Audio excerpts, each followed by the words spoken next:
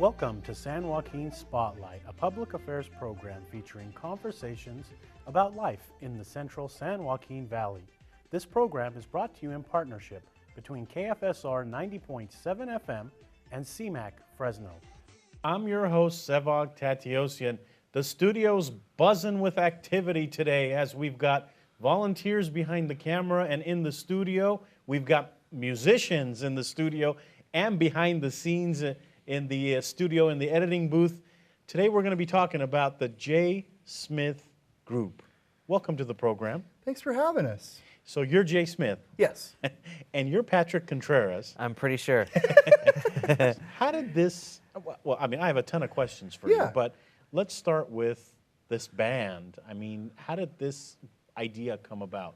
Well, it's been a long, time in the making. We've been playing a lot, throughout the years, probably I think 7 years, we're on. I started this band as kind of a revolving cast of musicians, through different people that I've worked with, like Patrick, other people as well. And it's kind of morphed, from there. We did our first record, which was released 3 years ago. We had the late Andre Bush, on there, and a multitude of other people.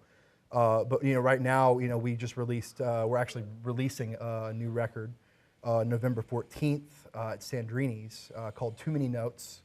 It was fan titled. I posted a question on Facebook, where we were just talking about social media, before we started here, and how you can reach your fans, pretty easily, these days. So I posted a question, about we're putting out another record.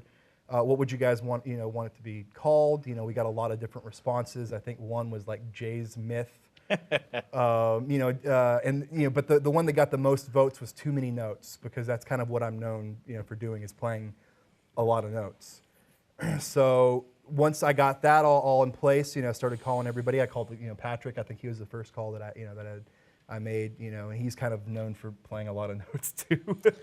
So you've got one person with too many notes, another person with too many notes. So the title fits. Exactly.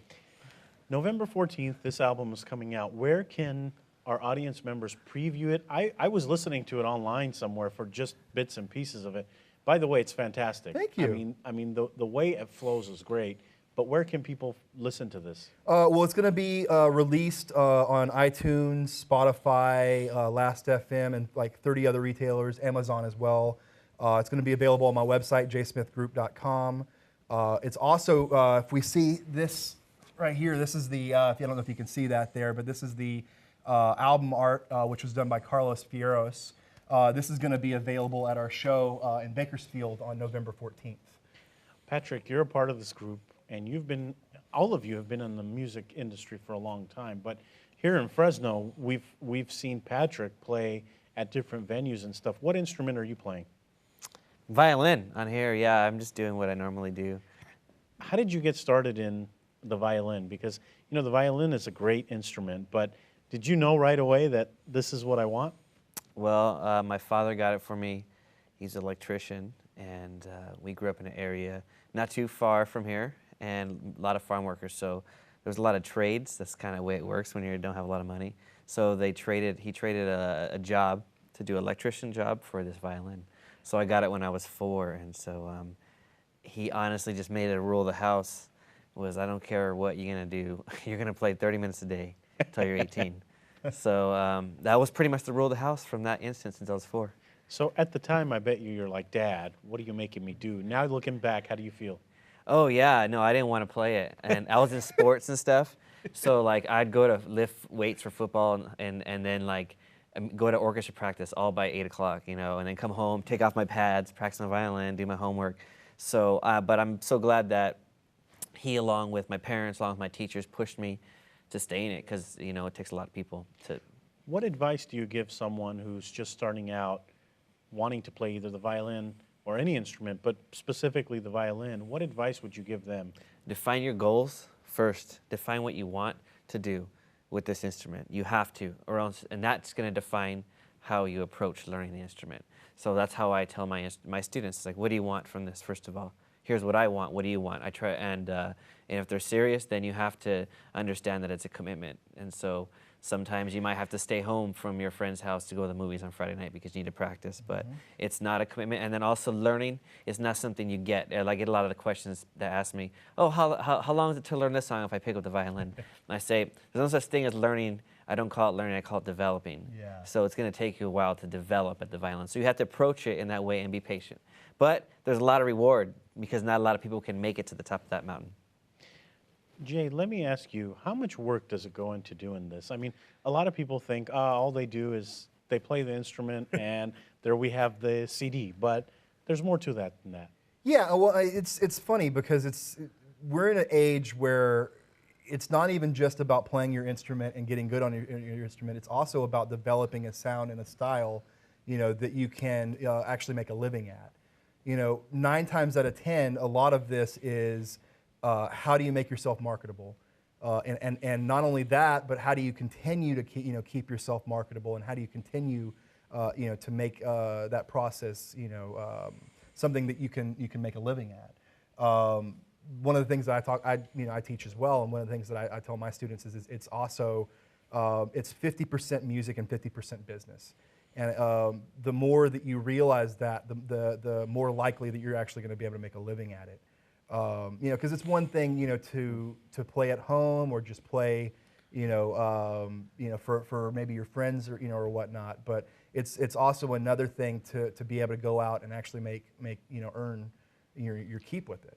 Is it tough as musicians in this? I mean, the industry, I see a lot of people in the industry playing music, but in the Valley especially, is it tough? Is this a tough industry? I want to say it's tough as much as anything else. It's about being your own business person, more than anything.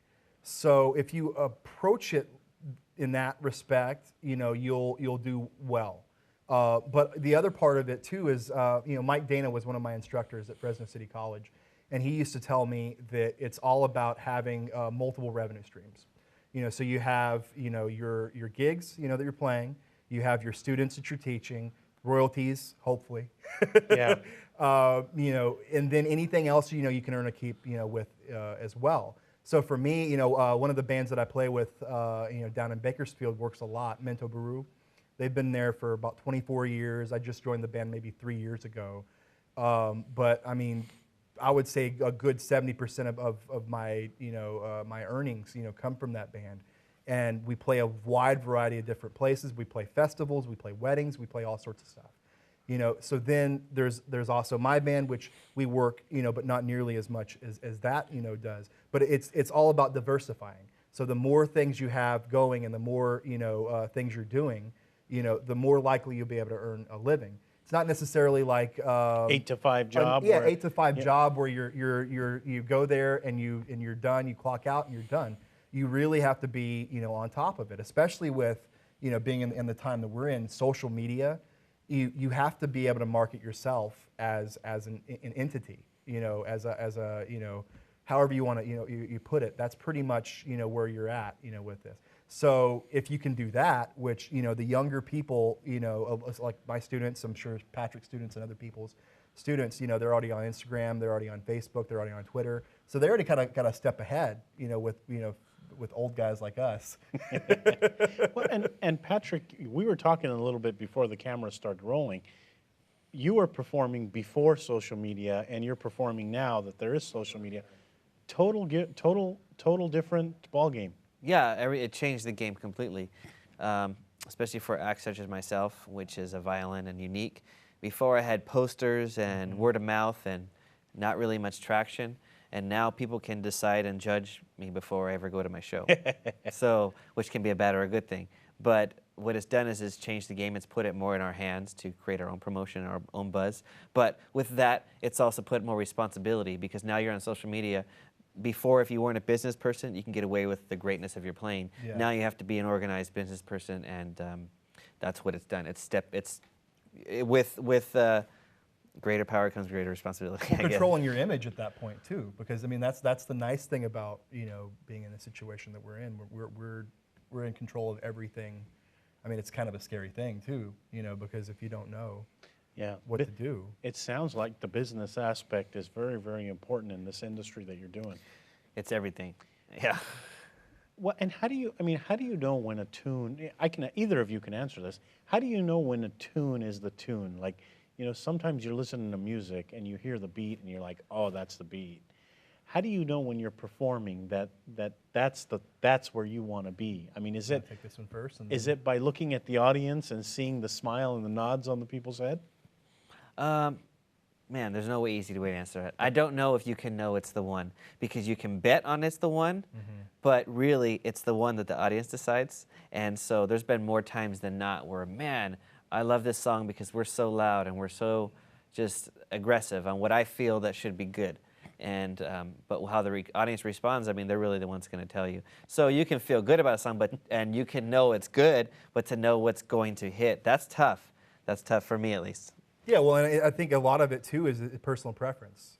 With the record, our drummer Cesareo Garasa, there's a particular track that he likes on there. It's the third track on the record. It's called Quiescent, and that was written by one of the bass players on the record, Fernando Montoya. So that's not. I mean, I like that tune, but he likes it more than I like it. So a lot of that is personal preference, and that's kind of the approach that I wanted to go with the record, was to do a wide variety of different stuff so that, there's tunes that Patrick or other people might like than I might like, or there's other, wide variety of different stuff. So I think that's another, aspect of it too, is, being able to broaden the market. When is this album coming out officially? November 14th. Why should we support this? Why should we support you in this album? I mean, yeah, you're local. Yeah, you're from the Valley. Feels great. But why should we support this? Well, I think any type of instrumental music, especially in these days and age, this day and age, it's I don't want to say it's a dying art, but it's one of those things that Patrick and I, we have to work even harder than maybe a vocalist would have to. And supporting the arts, whether it's this CD or any other CD, is always something that that needs to be championed.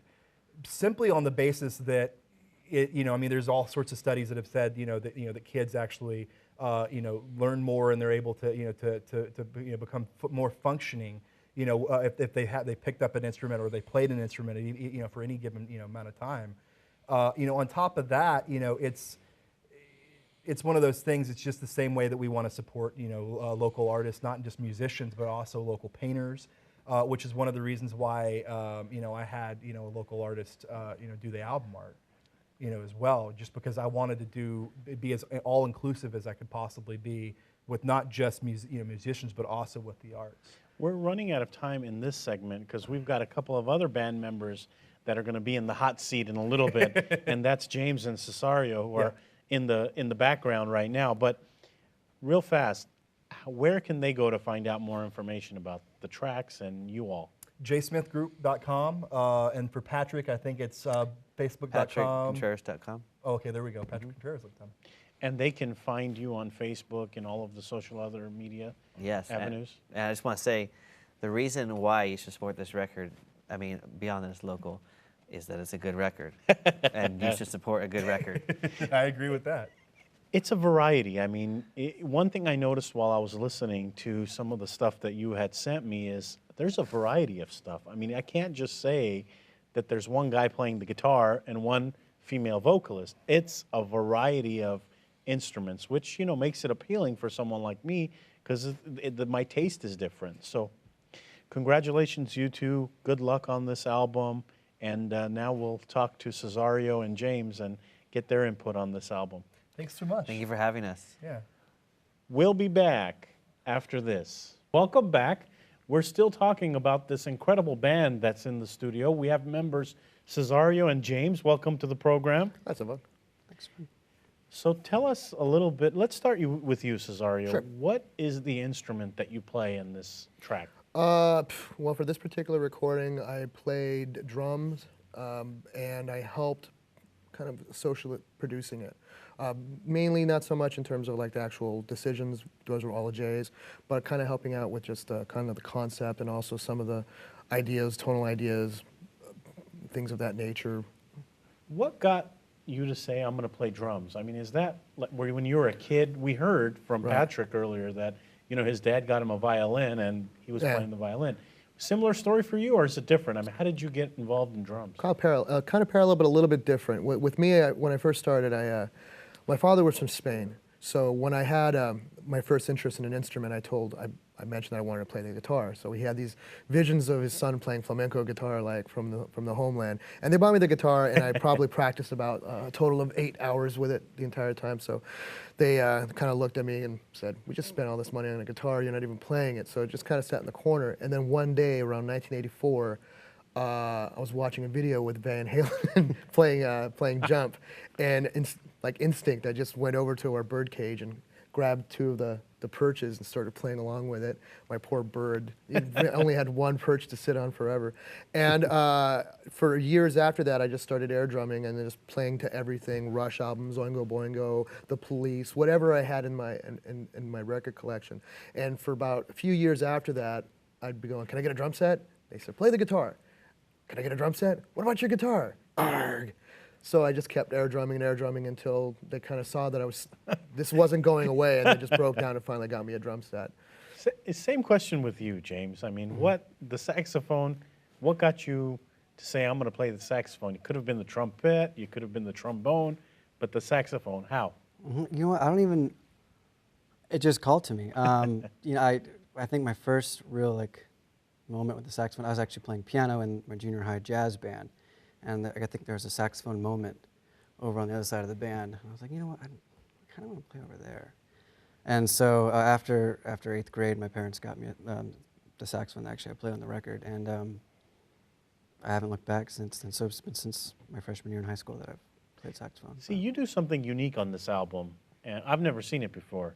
So I'm going to be excited to listen to it and your part, because you have two saxophones at one time. How does that work?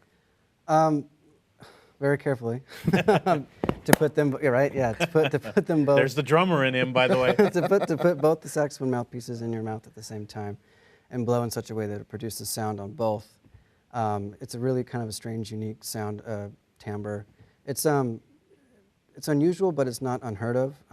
Probably the guy that's most famous for doing it, well, early on in the 70s, is Rashawn Roland Kirk. Nowadays, it's more Jeff Coffin, and he plays with Dave Matthews. Thank you, Dave Matthews and banjo dude. Bella Fleck. Thank you, Bela Fleck and the Flecktones.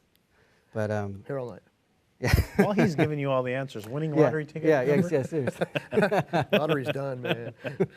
Anyway, sorry to interrupt. I had to throw that in there. But on the record, what you hear on the record is just spontaneous in the studio. Jay and the bass player that he mentioned earlier, Fernando Montoya, just said, "Hey, can you do this?" And I said, "Yeah, I think I've tried it once in my life." And so I just put it in my mouth, and they pressed record, and it happened. So. Cesareo, you Yeah. teach drums. Yes, I do. What is one of the things you teach people when they want to start playing the drums? I mean, let's say I come to you and I say, "Hey, I love the way you play drums. What do I need to do?" Well, the first thing it's kind of, Patrick actually answered the question fairly succinctly when he said you kind of want to know what your goals are. But everybody's got different kind of reasons to play an instrument, whether or not they actually have an affinity they were born with or not. But the thing about drums in particular is that everybody's born with rhythm. I mean, everybody's got a heartbeat, so inherently we're walking around with rhythm all day long. If our heart stops, then, We're in trouble. Yeah, exactly. So everybody's kind of, since birth, we already have an inherent sense of what rhythm and tempo actually is. The thing is like I've had students of mine come in and with the idea, not so much these days anymore, but they wanted to be famous musicians or famous rock stars. Not so much anymore. Now it's everybody wants to be a singer and join a competition and become famous that way. But before, they kind of had this idea of wanting to be something quicker than they actually aren't, and that's kind of a trap. Wanting to be more famous without actually putting the work in is something that's just not trustworthy. If there's one thing that doesn't come, if there's one thing that I don't trust that comes easy, it's success.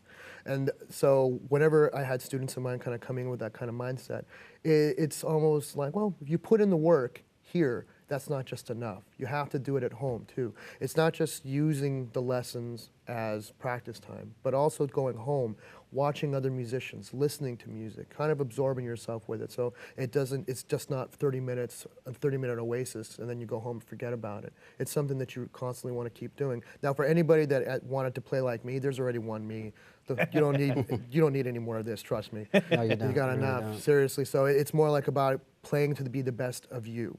And in order to do that, like I remember I had this one student, and she recently turned 50 years old, and she always wanted to be a drummer, but back when she was growing up, it wasn't the thing that girls did. So once she turned 50, she went and started doing whatever she wanted. She started skydiving, and she was a teacher, and she started taking drum sets, started taking lessons. And one of the things that I remember telling her was that a person might listen to metal, but they find that the music that they find most fulfilling to play is like Fleetwood Mac or country or something. So you kind of go with that, and you follow your muse that way, and lo and behold, it's exactly what it was. And so she, after a few lessons with me, she went off, and she did really well. So that's to answer your question. James, when you're out there and you're in front of people and you're playing, what are you thinking? I mean, is stuff going through your mind, or you're just in your zone? Well, it kind of depends on the night. It depends on the song. Depends on the phrase. I would like to not think when I play, but I always have this voice inside my head, as we all do. The critic, probably the only critic in the room is yourself, to be honest with you. And the hardest part is just shutting that voice up and just saying, hey, just play. Just relax and let what comes out comes out. I mean, so what if it's wrong? I mean, it's not going to hang out in a cloud above you and just hang out all day and ruin your, rain on your parade. Unless it's recorded. Well, unless it's recorded. Well, but how many live shows are recorded that you don't know about?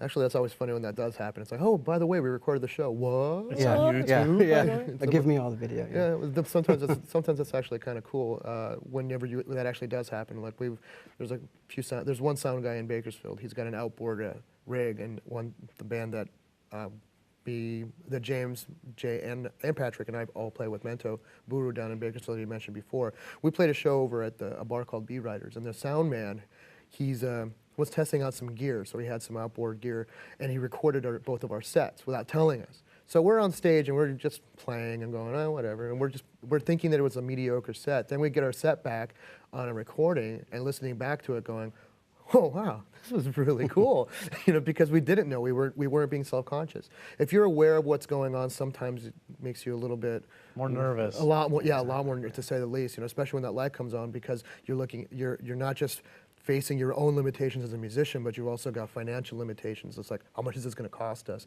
and everything else like that. With that, it was just so like, hey, so what's going on, guys? Fart, whatever, pick your nose, and then you listen back to it and. Wow, it sounds so relaxed. It sounds really good. So I guess it's a two-way street. So November 14th, the album comes out. Yes. Why should we, I asked this question to Patrick and Jay earlier, why should we support this band? Well, at least from where we're at over in Bakersfield, there aren't really any acts that sound like us at all. And there's kind of like this big kind of stigma against the word jazz anyways. It kind of seems to be almost like people either translate it to being either like elevator music or as completely undecipherable, dense walls of noise. Now the album is ironic. It's called Too Many Notes because it's kind of a joke. But it's seriously true because we are playing a lot of notes, but it's the order in which those notes are placed that actually makes all the difference in the world. So you might go from one track, which is completely fast and furious, like their version of Softly as a Morning Sunrise that Jay and Patrick do, to something like the track he mentioned that I like, Yesent, that I enjoy so much, which is more atmospheric, but not necessarily in your face. And so what happens is that you have, and I'm not so much familiar in Fresno how it is over here in the music scene, but if it's anything like Bakersfield, it's mainly geared more towards like rock music, sometimes, especially in Bakersfield, country music, not so much R&B, not so much soul, not so much jazz. So you kind of, lots of punk rock, but even then it's like there's underground punk rock scenes and everything else like that. So the clubs are mainly geared towards those kinds of music. And even that now isn't really kind of happening. So they're kind of, you have like the country, rockabilly bands and everything else, all these different subgenres. And jazz and soul and R&B and funk, those kind of get caught underneath unless you're actually playing in venues which are labeled jazz. And the thing is, for this kind of music, it's the opportunities for it to be performed and enjoyed by audiences is dwindling. So in order for us to keep doing what we do, and also to promote other musicians to do, like when you were asking before about taking lessons, in order to foster that kind of, foster those kinds of talents, especially ones that play horns that wouldn't have an outlet besides playing in a ska band, you know, or, you know, in church. If those opportunities keep closing up, then a lot of musicians are going to find themselves without an outlet to express themselves. James, let me ask you, I asked this question earlier to Cesareo. I come to you and I say, teach me saxophone. What are the first things you're going to tell me? The first things that I would tell you are the first things that my saxophone instructor, Paul Perez, told me. Just relax and blow. I mean, really, it boils down to those two words. And I always forget it. I'll be up on stage. And like what I said earlier about relaxing, because saxophone is all about keeping relaxed. Your whole body, the way you hold the mouthpiece in your mouth, to allow the reed to vibrate against the mouthpiece. So there's no tension in the sound. It's just big, open. And then just relax and blow, as if there's nothing in your mouth and you're not even thinking about anything. It really is as simple as that. It's kind of dumb, but I mean, it's That's great advice, man. It's really as simple that as applies itself to all no, instruments. yeah, just relax and hit things, or relax just, and move your fingers on the keyboard. But yeah, that's kind of the first steps, and then I guess after that, work on finger dexterity so you can move around on the horn.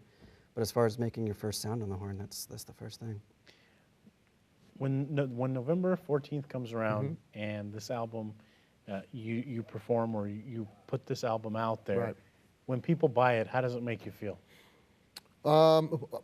Great. Yeah, I know it's going to feel a lot grateful. better. I know it's going to feel a lot better for Jay because he's going to see his debt going down. Yeah, exactly. But for us, I mean, it's appreciation. It's not so much seeing people buy it. That's great, but it's also more getting feedback. One of the things that I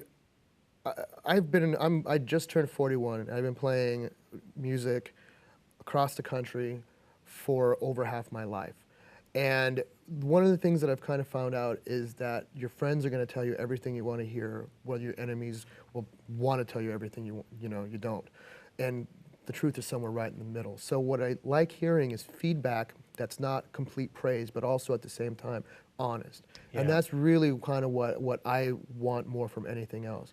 And the success of the album isn't really so much about how well it plays, but how people feel afterwards. You know, and how I'm a big believer. My motto is, it's not how well you play during the show, it's how the audience feels after you're done. Well, guys, that's a perfect way to end. We're out of time this week, but good luck to you, the J. Smith Group. Good luck on this album release, and I hope you sell a ton. Thank you. Me too. That's all for this edition of San Joaquin Spotlight. To the volunteer crew that makes this and every production possible, thank you. Especially thank you today. We had extra volunteers behind the cameras and in the studio. Also, thank you to our guests who made their way from Fresno and Bakersfield. Also, to our audience members watching on Comcast 93, AT&T 99, thank you. We couldn't have this program if you're not watching. And if you're not listening to KFSR 90.7 FM, then we wouldn't have the audio version of this program. Tune in next week for a new edition.